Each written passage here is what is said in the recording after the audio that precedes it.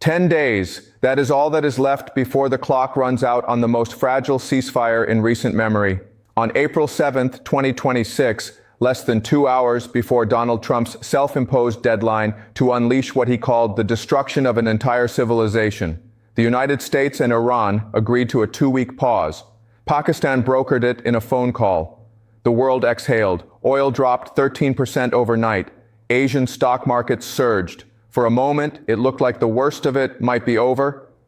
That moment did not last long. Here is what has happened since that phone call. Iran partially reclosed the Strait of Hormuz within hours of the ceasefire taking effect. Israel continued bombing Lebanon at the heaviest pace since the war began, directly contradicting the Pakistani Prime Minister's announcement that Lebanon was included in the deal.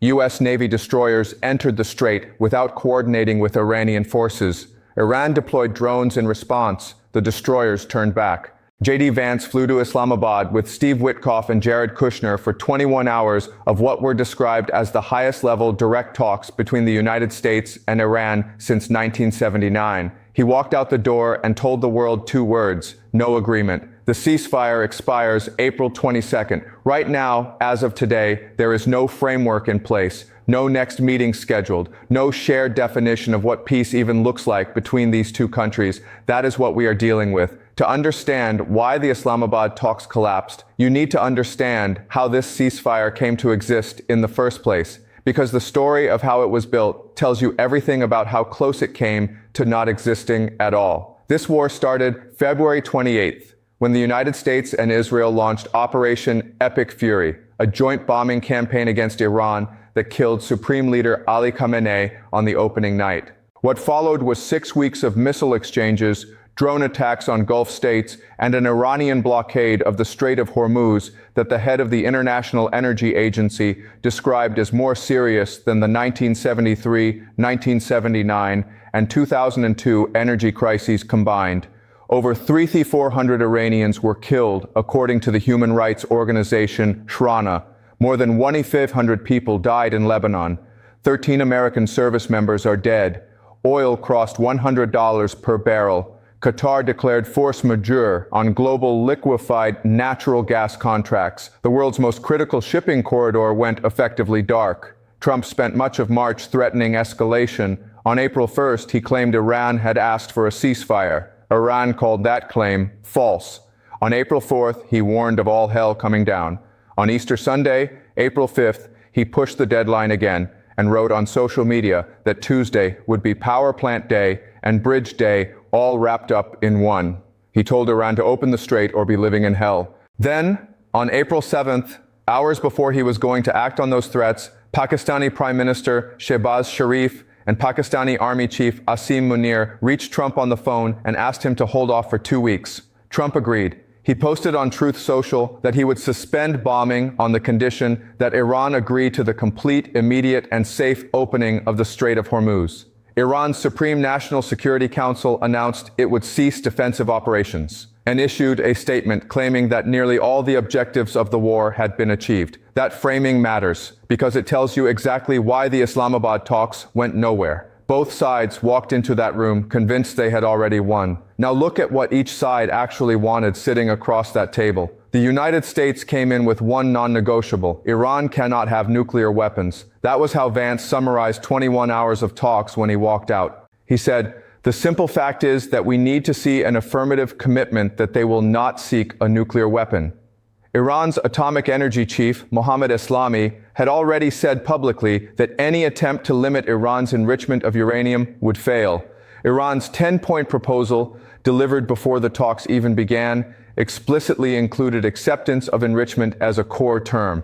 These are not positions that overlap. There is no middle ground being obscured by diplomatic language. The Americans want zero enrichment. The Iranians will not give it up. That single gap swallowed 21 hours of the first direct U.S.-Iran negotiations since 2015. The second fault line is the Strait of Hormuz, and this one has tentacles that reach into every aspect of the global economy. Trump's original condition for the ceasefire was that Iran would completely and immediately reopen the strait. Iran's foreign minister said ships could transit via coordination with Iran's armed forces. with due consideration of technical limitations. Those two sentences describe fundamentally different realities. One is a free waterway, the other is an Iranian toll booth. Iran's 10-point proposal reportedly included a $2 million fee per ship passing through.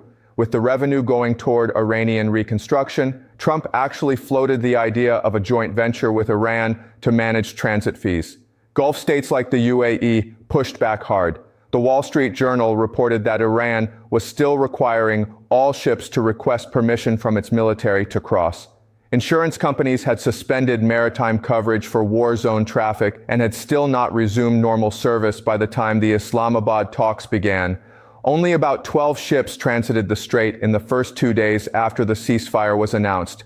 Before the war, the average was 129 ships per day. The third fault line is Lebanon. And this is where the ceasefire almost fell apart before it even started. Pakistani Prime Minister Sharif announced the ceasefire included a halt to all hostilities everywhere, including Lebanon. Netanyahu's office released a statement within hours saying the ceasefire does not include Lebanon. Israel then launched what the IDF described as its largest wave of strikes on Hezbollah since the start of the invasion, hitting over 100 command and military sites. Iran temporarily halted Hormuz traffic in response. UNICEF reported that dozens of children were killed in Lebanon within hours of the ceasefire being announced. Iran's parliamentary speaker stated that two conditions had to be met before negotiations could even begin: a ceasefire in Lebanon and the release of frozen Iranian assets. Neither happened. Talks started anyway, ran for 21 hours, and produced nothing. After Vance left Islamabad, Trump posted on Truth Social sharing a news article about a potential naval blockade of Iran. That is the threat now on the table. A full naval blockade would mean no Iranian oil leaves the country by sea. It would also mean a military confrontation with China, whose ships have been transiting the strait throughout the war, flagging themselves as Chinese-owned to avoid targeting. Trump has threatened 50% tariffs on any nation supplying weapons to Iran. China has been supplying air defense equipment to Tehran. Trump also has a scheduled visit to China to negotiate a trade deal. That threat has more than a few holes in it. Here is the math on where things stand as of today. The ceasefire expires April 22nd. Vance says Iran rejected the final and best offer from the United States. Iran's foreign ministry says diplomacy never ends and that talks could resume through Pakistan. Pakistan says it will continue to play its mediator role. No date, no location. No format for a next round has been set. Iranian state media said its negotiators have no plans for another session. Trump says it makes no difference to him whether a deal is made because the United States wins either way. When asked whether he was hopeful about the talks, the word he used was, whatever. Let that land for a moment, whatever. Here is why that level of ambiguity is uniquely dangerous right now. The ceasefire is not a signed document with enforcement mechanisms. No official written agreement has been publicly released. The terms Trump announced and the terms Iran announced are contradictory on three major issues: enrichment, Lebanon, and control of the strait. What is holding this together is not a legal framework. It is a mutual willingness to not restart bombing, which has already been tested repeatedly. On April 11th, U.S. Navy destroyers entered the strait without coordinating with Iranian forces to begin mine-clearing operations. Iran called it a ceasefire violation. A source told Bloomberg that IRGC drones were deployed in response. The destroyers reportedly turned back. U.S. Central Command described it as a freedom of navigation operation. Iran described it as a provocation. Every one of these incidents is a potential tripwire. The academic and policy community has a phrase for what happens when a ceasefire holds not because of agreement, but because neither side wants to be seen as the one who broke it. They call it a negative peace. It is the most fragile state a conflict can occupy. It requires every actor on every front to exercise restraint simultaneously. There are actors in this conflict who have demonstrated zero interest in restraint. Israel continues to strike Hezbollah in Lebanon. Hezbollah has not been party to any of these negotiations.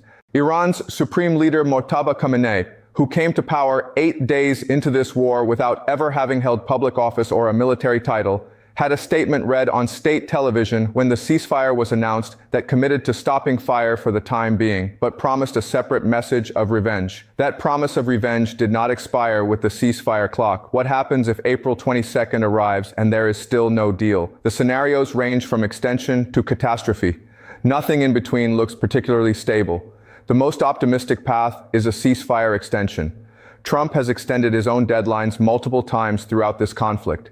His domestic political situation, with American gasoline prices up roughly 17% since the war began and the 2026 midterm elections approaching, gives him some incentive to avoid resuming strikes. But extension does not close the gap between the two sides. It just runs the clock on a situation where both sides are claiming victory while the global economy keeps paying the cost of the unresolved Hormuz question. The second scenario is a return to war, but a different kind than what preceded the ceasefire.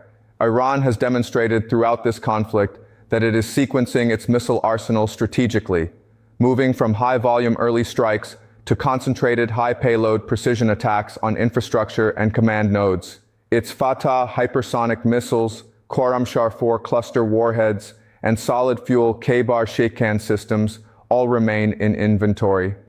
U.S. Central Command has admitted it does not have a complete picture of all Iranian launchers still operational. If Iran decides the ceasefire is dead and resumes operations, the opening salvo would not look like day one of this war. It would look like the 37th wave, which was the most devastating single barrage of the entire conflict and arrived 4 days after the White House announced that Iranian strike capability had dropped by 90%.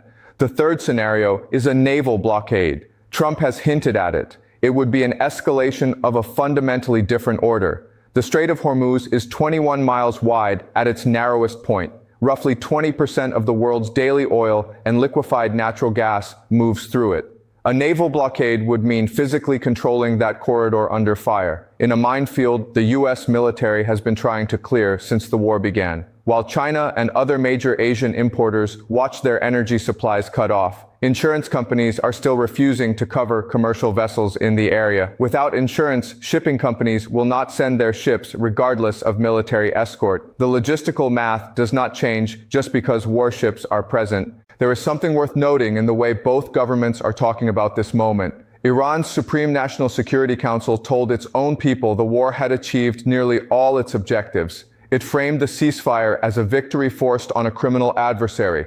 Its statement said Iran had forced the United States to accept its 10-point plan in principle, including recognition of Iranian control over the strait and the right to enrichment.